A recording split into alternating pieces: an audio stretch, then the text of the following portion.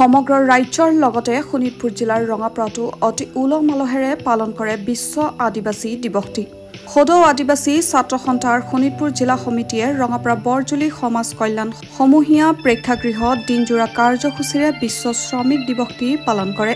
পুৱা 9 বজাত আচাৰ পতাকা উত্তোলন কৰে জিলাৰ সভাপতি আনন্দ তাঁতীয়ে।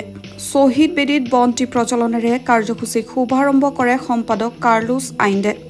অসম চাহ মজদুৰ সংঘৰ তেজপুৰ শাখাৰ সম্পাদক সুনীল তুতিয়ে সাংস্কৃতিক শোভাযাত্ৰা শুভাৰম্ভ কৰাৰ পিছতে বিশাল সাংস্কৃতিক শোভাযাত্ৰা সমগ্ৰ চহৰখনতে পৰিক্ৰমা কৰে।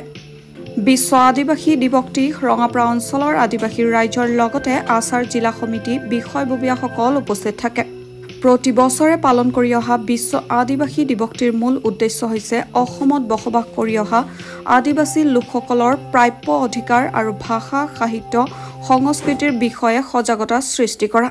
কিন্তু অসমত বসবাস কৰি আদিবাসীসকলৰ জনজাতিকৰণ, চাহ বাগিচাৰ শ্ৰমিকৰ মজুৰি বৃদ্ধি নোহোৱা, ভূমি অধিকাৰ লাভ নকৰা আৰু শেহতীয়াকৈ অবৈধ বাংলাদেশীৰ লগতে ভূমিপুত্ৰ আদিবাসীসকলক উচ্ছেদ কৰিছে ৰাজ্য চৰকাৰে।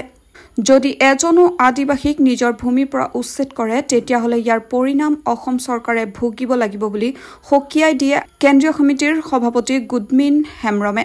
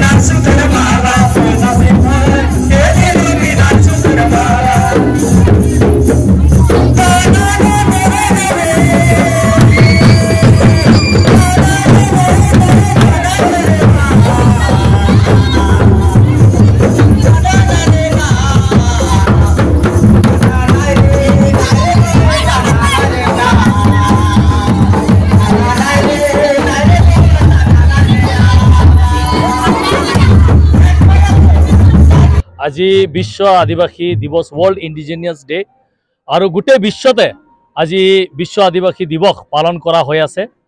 আৰু তাৰ লগতে আজি সদৌ অসম আদিবাসী ছাত্ৰ সন্থাই আজি শোণিতপুৰ জিলাৰ উদ্যোগত আৰু সমূহ আঞ্চলিক আৰু ৰাইজৰ সহযোগত আজি শোণিতপুৰৰ ৰঙাপাৰা আজিৰ এই বিশ্ব আদিবাসী দিৱস পালন কৰা হৈছে। আৰু আজিৰ দিনটো প্ৰত্যেকজন আদিবাসী জনগোষ্ঠীৰ কাৰণে আজি গৌৰৱৰ দিন হয়। কাৰণ ভাৰতবৰ্ষৰ লগতে সকলো বিশ্বতে আদিবাসীসকলৰ অধিকাৰ, আদিবাসীসকলৰ যি মান মৰ্যাদা, আদিবাসীসকলৰ আইডেণ্টিটি, আদিবাসীসকলৰ যিমানখিনি কালচাৰ ট্ৰেডিশ্যন এই গোটেইখিনিক সন্মান জনাই পেলাই ইউএনেও আজিৰ এই দিনটোক বিশ্ব আদিবাসী দিৱস হিচাপে মান্যতা দিছে। আৰু বিশ্ব আদিবাসী দিৱস হিচাপে যেতিয়া ইউএনঅই মান্যতা দিয়াৰ পাছত আজি আমি সঁচাকৈ গৌৰৱ অনুভৱ কৰোঁ যে আদিবাসীসকলে এই গোটেই পৃথিৱীৰ এই গোটেই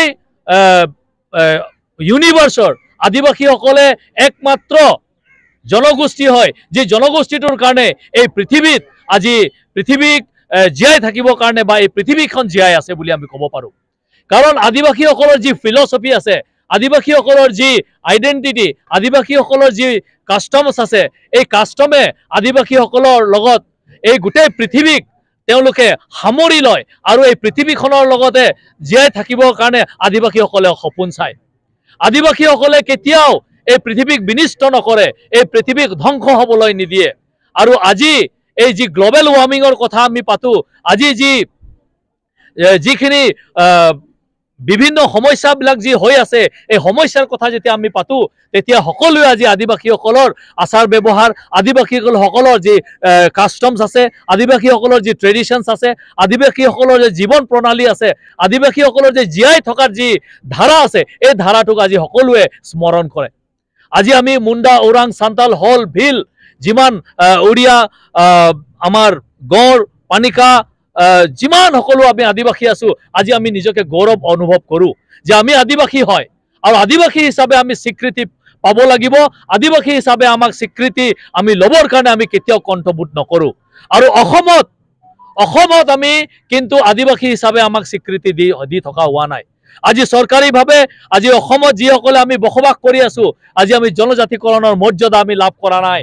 আজি আমি ইমান দিনে জনজাতিকৰণ আমি পাব লাগে বুলি, অনুসূচীকৰণ আমাক দিব লাগে বুলি আমি দাবী জনাই আছোঁ, আমি আন্দোলন কৰি আছোঁ, কিন্তু তথা অসম চৰকাৰ তথা ভাৰত চৰকাৰে আজি পৰ্যন্ত আমাক জনজাতিকৰণ দিয়াৰ কোনো পদক্ষেপ তেওঁলোকে গ্ৰহণ কৰা নাই।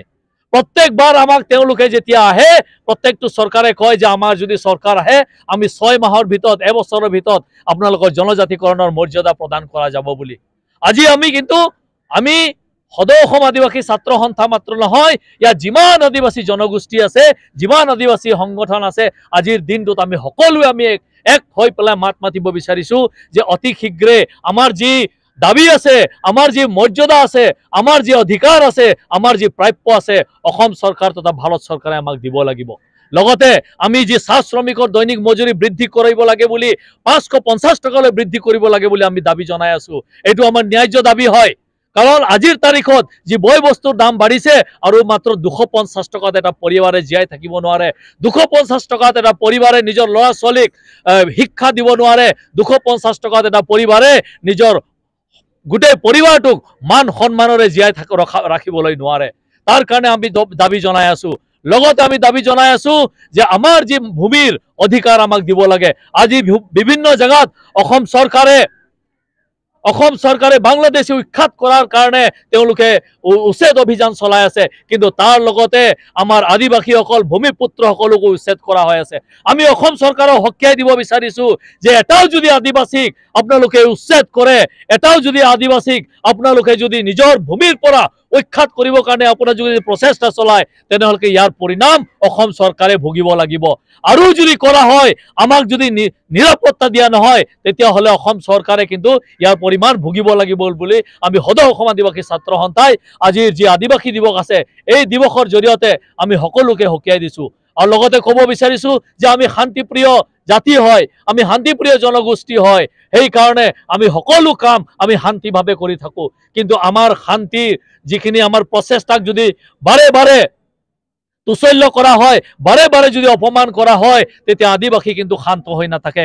আদিবাসীও কিন্তু যুঁজিবৰ কাৰণে আগবাঢ়ি আহিব।